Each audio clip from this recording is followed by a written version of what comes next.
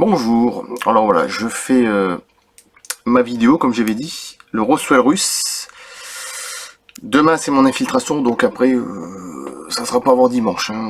Faut que j'aimerais bien aussi un petit peu me reposer, c'est compréhensible. Le Roswell russe, c'est un truc vraiment intéressant que je vais lire.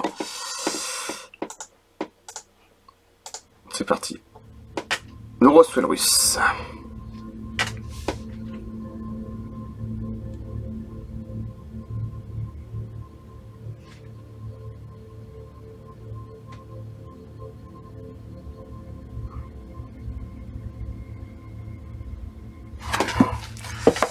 Alors, le Roswell russe, cette étrange année 1908. L'année 1908 fut marquée par un grand nombre d'anomalies astronomiques et atmosphériques, selon Pesach Amnuel, un astrophysicien et auteur israélien d'origine russe. L'activité solaire était plus forte que la normale en 1908. Kopteff, dans un article paru dans NLO Magazine en 1997, décrit d'étranges phénomènes observés dans les cieux de Russie. Avant les événements de Tunguska, évidemment, j'ai pensé, et qui sont peut-être liés. En plus, ça s'est passé avant les événements de Tunguska. Vous savez, le truc énorme qui s'est passé, une sorte de crash, je ne sais pas quoi, météorite, bon bref, en 1908. Et c'est peut-être même relié, lié. D'après Kopteff, le 22 février, par un clair matin, les habitants de la ville de Brest, c'est pas en Bretagne, en Russie, contemplèrent un objet brillant en forme de V dans le ciel en direction du nord-est qui se déplaçait vers le nord. En forme de V, ça vous rappelle rien. Phoenix, les lumières de Phoenix 1997, mais bon, c'est peut-être pas le même, voilà. Curieusement, à mesure que la taille de l'objet augmentait, sa luminosité diminuait. En l'espace d'une demi-heure, l'étrange objet était devenu pratiquement invisible dans le nord-est. En avril, une gigantesque météorite qui avait un aspect plutôt étonnant tomba dans la région de Novoal-Sandrovsk. D'après les journaux locaux, ce rocher spatial s'écrasa au sol près d'une voie de chemin de fer et un train qui passait à proximité fit un arrêt d'urgence. Tu m'étonnes. Dès que le train s'immobilisa, les passagers en descendirent pour contempler la curieuse, alors ils disent bien curieuse météorite, qui était presque complètement enfoncée dans le sol et dont une seule petite partie du sommet était encore visible. Très curieuse par son apparence, cette masse rocheuse était de couleur blanche. En automne de cette année-là, une autre météorite explosa au-dessus du lac Teletsky, en projetant des fragments partout aux alentours. En septembre, on observe une météorite passer au-dessus de la ville de Melitopol. À l'été et à l'automne 1908, il ne faut pas oublier qu'il y a plus de 100 ans, il y a 110 ans, 111, ouais. On constata une véritable pluie de météorites dans l'Est, comme l'attestent les documents d'archives de l'époque, et de nombreuses régions connurent une hausse extraordinaire du nombre d'observations de bolides, c'est-à-dire des ovnis. Des estimations laissent penser qu'il y a eu 3 fois plus de météorites en 1908 qu'en n'importe quelle autre année auparavant. Déjà, c'est vraiment bizarre. Les journaux du monde entier parlèrent de ces observations en même temps que des chutes de météorites en Russie, européennes dans les pays baltes, en Sibérie, en Asie centrale, en Chine et en Angleterre. On rapporta également d'autres types de phénomènes du 17 au 19 juin dans la région de la moyenne Volga en Russie. Les habitants s'étonnèrent de voir une aurore boréale, ce qui doit être très beau à voir, j'ai jamais vu, je pense pas. Bon, un spectacle que l'on ne peut habituellement pas observer sous cette latitude. À la même époque, les habitants d'Orlovskaya ne purent s'expliquer la brusque apparition d'étranges nuages argentés dans le ciel. Nuages argentés, donc peut-être des ovnis polymorphes, mimétisme, qui jouent aux nuages, mais qui ne sont pas des nuages.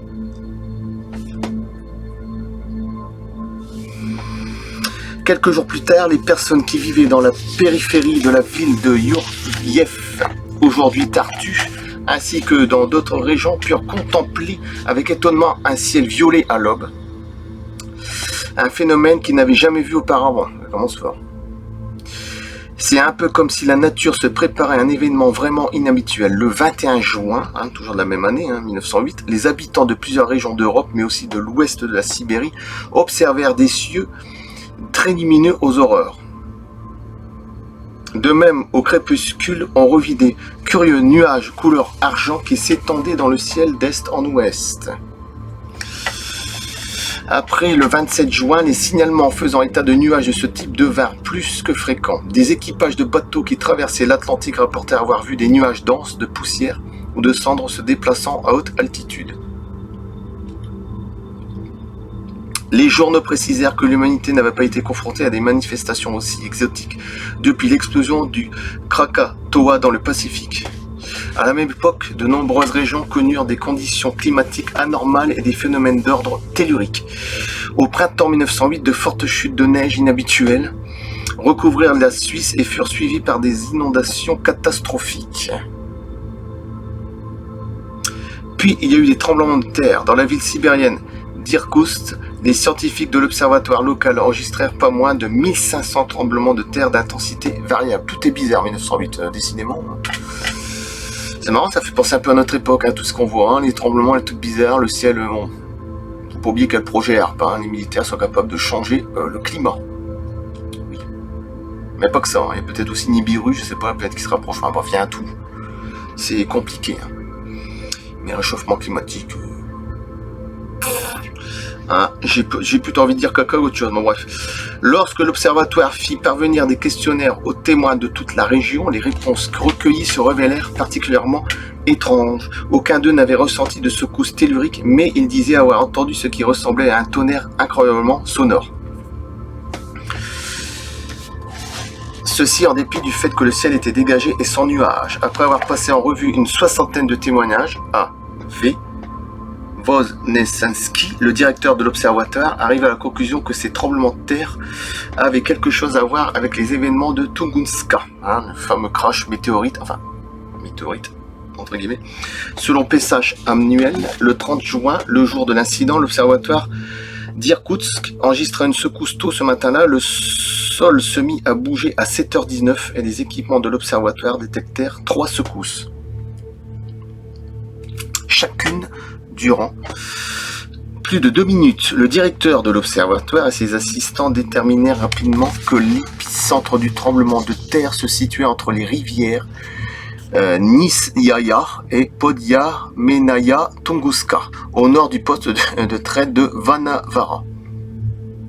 Bizarrement, le sismographe Irkoutsk indiqua que la dernière secousse eut lieu à 7h46.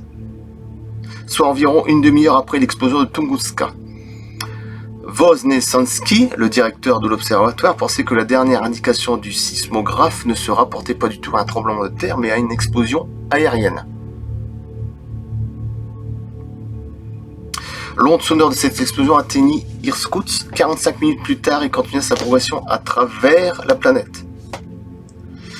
Quand les auteurs de ce livre ont fait des recherches sur l'explosion de Tunguska, quelle n'a pas été leur stupeur de constater que les scientifiques russes de l'époque, écoutez bien,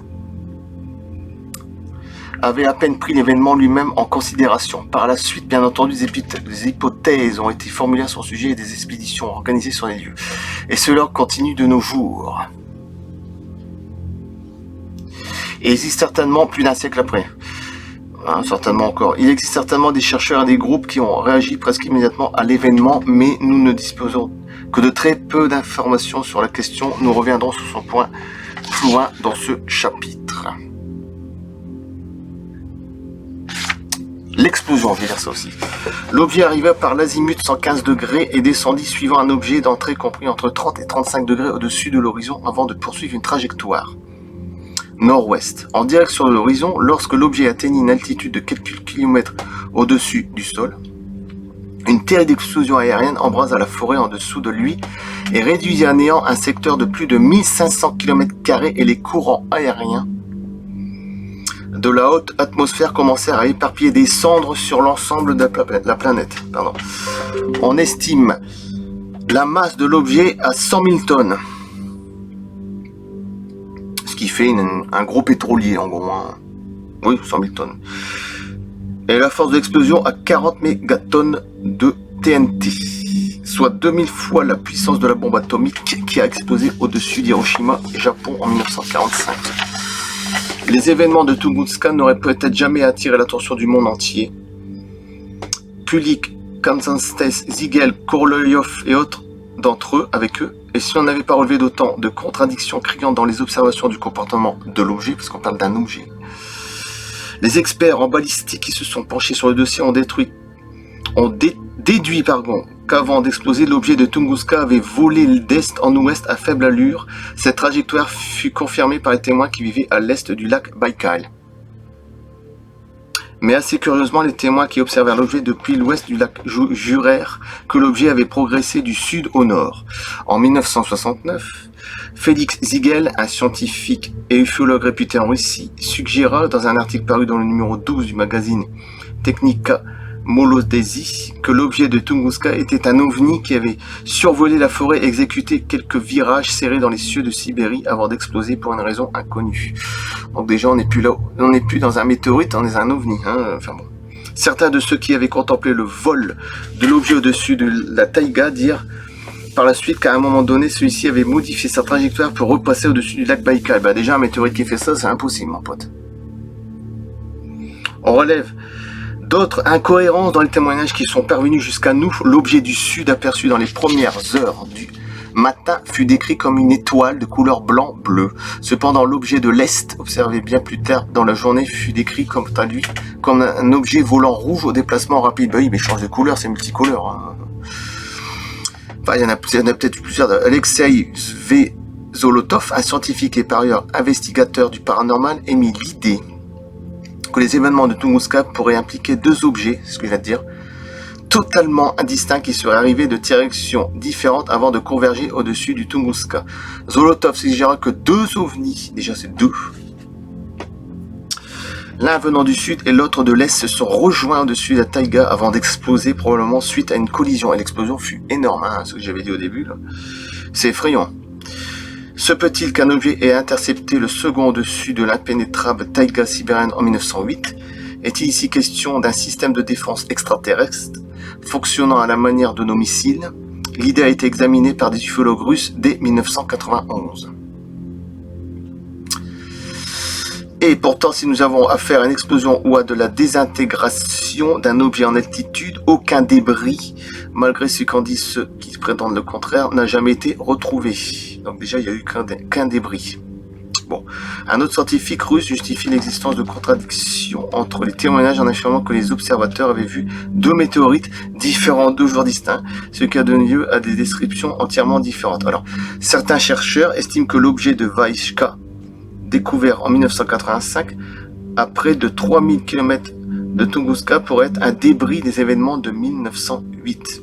Et là, on est en 1985, ça veut dire pratiquement 80 ans plus tard, il retrouve encore des objets. Affolant. Arbre couché de Tunguska. Et je coupe.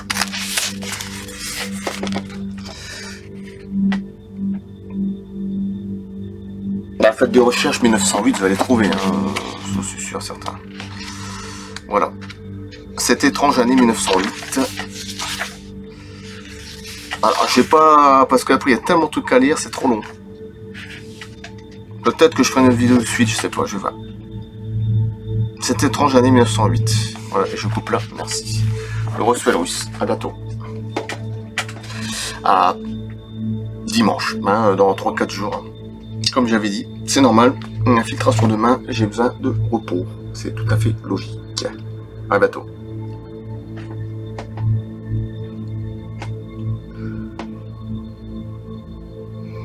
Et merci pour les vues et tout le reste.